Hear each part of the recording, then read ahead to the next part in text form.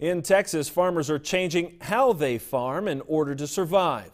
National reporter Tyne Morgan takes us to the Texas Panhandle, where the drought is not releasing its powerful grip, even after 3 years.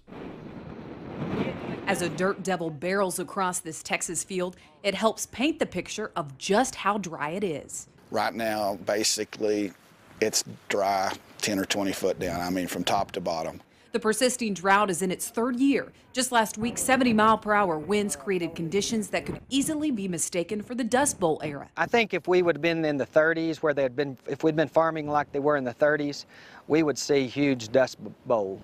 And with our practices now, where we're no-tilling and leaving as much cover on top as we can, I mean, you see dirt blowing, but I don't think it's near as what it would be. If you've got any kind of moisture, it's because you've paid for it. The latest drought monitor shows more than 96% of the state is in some level of drought.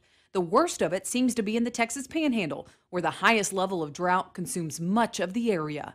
Those conditions mean the dry dirt is now rock solid, making it difficult for crops to grow.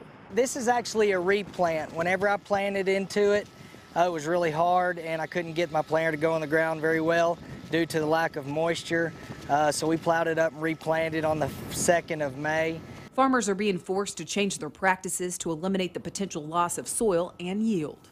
It's just so dry all the way down, and there's just no sub-moisture whatsoever. So if you do plow, that's the problem. You don't want to touch it, because if you do go in there and plow it, it just puffs it up where it blows even worse. 2 years have presented a particular challenge in that it's been hard to grow enough residue to keep the ground from blowing, to keep the no-till thing going.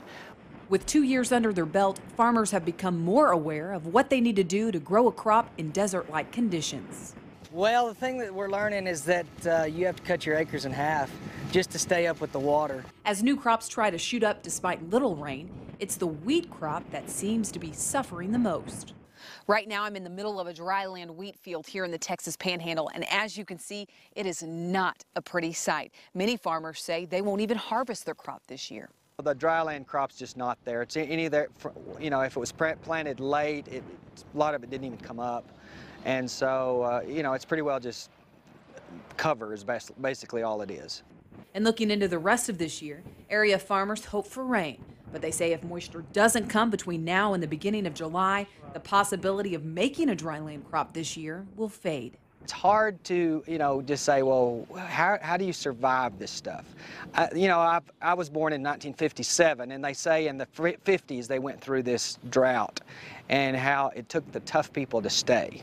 From the Texas Panhandle, I'm Tyne Morgan for AgDay.